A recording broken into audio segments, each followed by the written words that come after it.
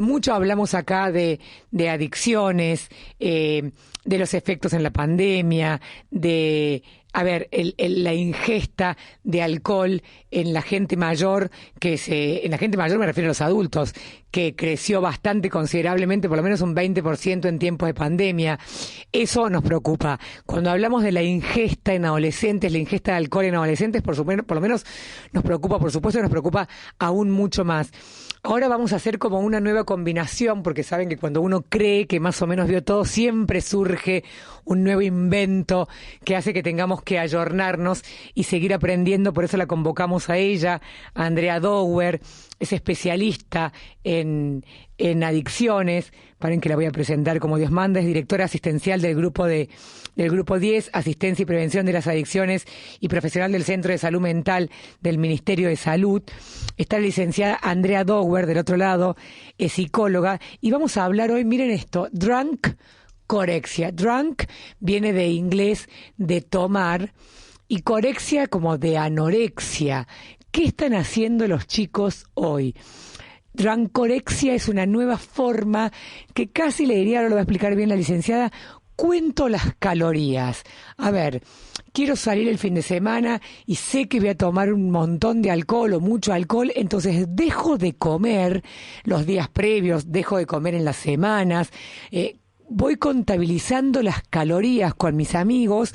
¿Por qué? Porque como me quiero dar el gusto de tomar, el problema no sería una cerveza, el problema sería cuando me excedo y voy. Entonces, esto, en pos de poder tomar alcohol, dejo de comer, porque cuento calorías, ¿se entiende? A ver, compenso las muchas calorías que aporta un excesivo consumo de alcohol con la dejada de la comida, ¿no? Abandono comida para poder arrancar el fin de semana a puro brindis. De verdad que es preocupante, le ponemos onda al tema, pero nos convoca, nos ocupa, por eso dijimos, bueno, a ver, vamos y buscamos, dimos vuelta hasta dar con una especialista. Está del otro lado la licenciada Andrea Dower. ¿Qué tal, Andrea? ¿Cómo estás? Qué placer escucharte esta mañana. Gracias por esperarnos. Sabés que llegás muy recomendada, porque de verdad que me pasó tu contacto una amiga a quien quiero mucho, pero me dijo, es la mejor, así que habla con ella que te va a explicar bien. ¿Cómo andás? Buen día. Bueno, Verónica, buen día. Muchas gracias por invitarme. Bueno, cuántos temas hablaste en 2 segundos. ¿Viste? No, pero de verdad, vos sabés que el tema este nos lo acercó mucho. El tema este nos lo acercó un oyente hace como 10 días ya. Y a partir de esto nos surgió, la verdad te juro, ya estoy media mayor, yo no sabía que existía esta compensación de calorías.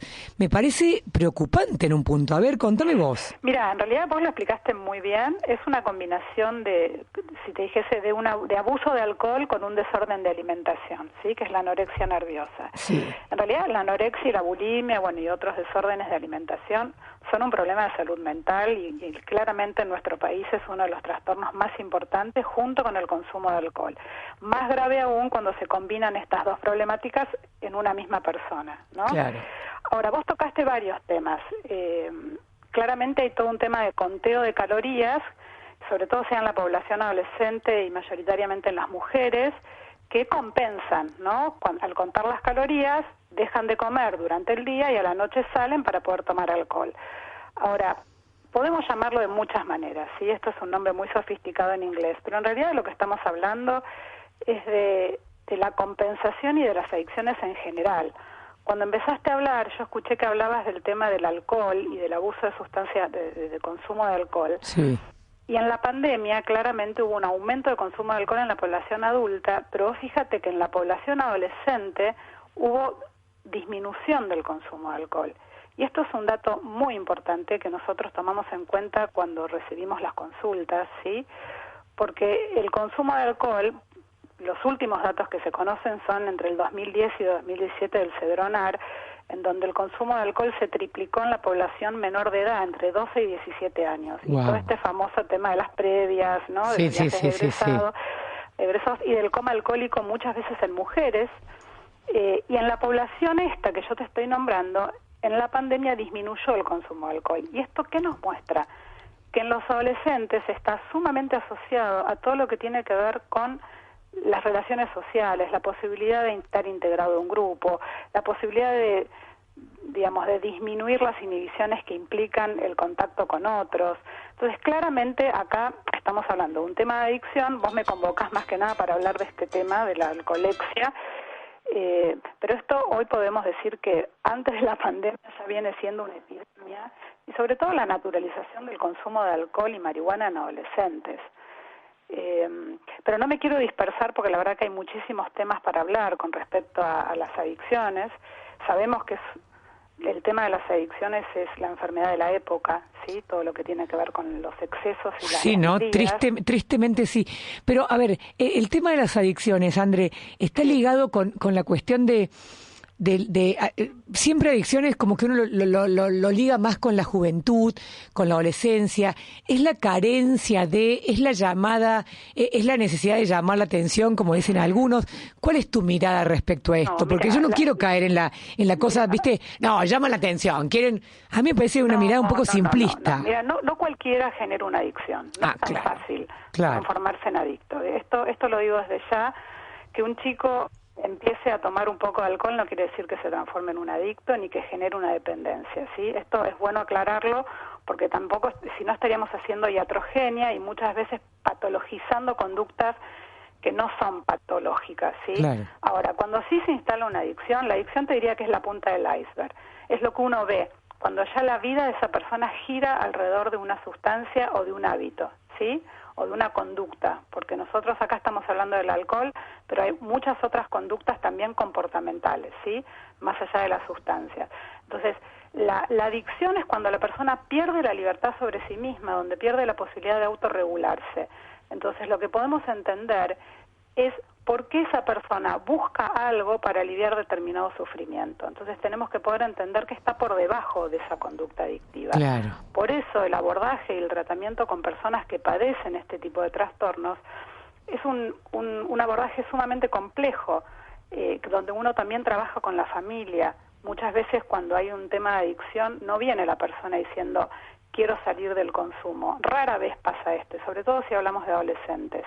En general consulta a algún familiar que está sufriendo porque está viendo que la persona que quiere sufre, que no tiene conciencia de enfermedad, y muchas veces los procesos se inician trabajando con los familiares hasta que la persona identificada, la persona que tiene el problema, reconoce y pide ayuda y se deja ayudar. Hay muchas maneras, digamos, pero la adicción, lo que quiero dejar, dos cuestiones que me parecen importantes. Los adolescentes naturalmente empiezan a probar determinadas sustancias. Lo que yo insisto en los últimos años es que tomemos conciencia todos, los adultos, los docentes, los políticos, que podamos intentar desnaturalizar el consumo, ¿sí? Porque hoy da la sensación, cuando uno ve, hablo puntualmente de los adolescentes, pero vos también dijiste que pasa con los adultos, pero con los adultos podemos pensar en otras cuestiones. Pero hoy en los adolescentes no solo está naturalizado el consumo, sino que el que no consume alcohol, por ejemplo, queda excluido del grupo social. Olvídate, es el aburrido, es el raro, sí, totalmente. Tengo historias, escucho historias y impresionan, de verdad, claro. Claro, pareciera ser que transgrede el que no consume. Y este es un tema realmente que podamos pensar, agarrar las riendas y podamos empezar a desnaturalizarlo y a ponerlo como un problema hoy. Hay chicos menores de edad, desde los 12 años ya el consumo de alcohol es desmedido, y el pasaje del uso, abuso y de la dependencia, no es que porque empiecen a tomar alcohol van a generar una conducta de dependencia y de abuso. Hay todo un recorrido, ¿sí? Y también hay cuestiones de base que hacen que un chico, un adolescente o un adulto genere una dependencia con una sustancia, ¿no? Es como buscar afuera bastones, recursos para aliviar sufrimientos que no están pudiendo ser abordados de otra manera. Wow. Entonces, ese es el punto en donde uno va a trabajar cuando ya está instalada la adicción. Ahora, ¿por qué no nos anticipamos y trabajamos en conjunto con todo lo que tiene que ver con la prevención? Por eso yo siempre digo, nos llaman en general a los profesionales cuando ya hay situaciones mucho más extremas, el caso de Maradona, de Chano, todas estas situaciones que son dolorosas, pero que en general lo que no podemos hacer y lo que no damos demasiado lugar en políticas de salud y mismo en los medios, a poder trabajar con todo lo que es la prevención y la concientización, ¿no? Cómo dar herramientas, cómo trabajar para que el uso de sustancias no sea una alternativa para evitar situaciones que va a haber que afrontarlas, porque el joven o el adolescente que buscan las sustancias, maneras de aliviar el sufrimiento o de resolver temas de autoestima o de resolver inhibiciones, lo puede postergar un tiempo, pero cada vez va a ir creciendo y cada vez va a ser mucho más difícil. Claro. Ahora, Andre, la verdad vos hablabas de la prevención, pues por ahí tal cual, ustedes como profesionales, cuando ya te tocan la puerta del consultorio, es porque algún familiar ya se percató o directamente, bueno, pocos casos la persona. Desde el Estado, desde el gobierno, vos bien lo dijiste, ponen el numerito de Cedronar en la tele, ponemos cuando hay casos extremos que verdaderamente marcan como hitos, ¿no? Chano, el último. Pero si no, la verdad que no se ha visto campañas fuertes. La pandemia fue como un quiebre en cuanto a los cambios de rutina, a los cambios de hábitos, a estar encerrados, cosas que nunca vivimos. Y la verdad que no se ha visto campañas de prevención, de concientización, de charla de adultos para con los niños. La verdad que por lo menos de acá nos ha llegado campañas gubernamentales alertando. No, la verdad que lamentablemente nunca en prevención hay demasiado presupuesto, pero bueno, estos serían como otros temas, pero sí es importante abordar todo el tema de la concientización, porque lo que vos dijiste es real. Nosotros tenemos una estadística en Grupo 10 que hicimos a lo largo de 10 años, que el 49% consulta luego de más de 10 años de haberse iniciado en el consumo.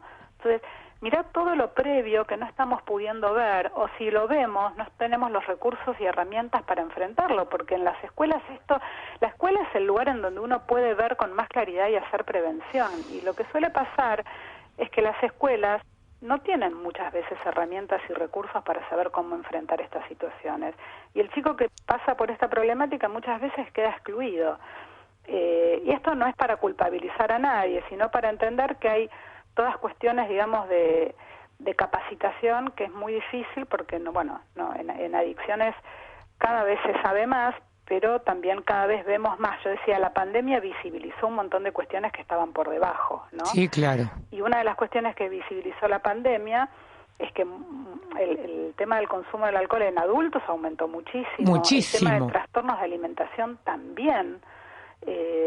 Personas que por ahí de alguna manera habían salido adelante o estaban en tratamiento y habían salido adelante, bueno, la pandemia, el encierro, la falta de rutinas, como vos decías, volvieron a resurgir patologías previas, ¿no? Hay tanto por hacer, ¿no? Por eso yo en esto me pongo a veces como muy insistente.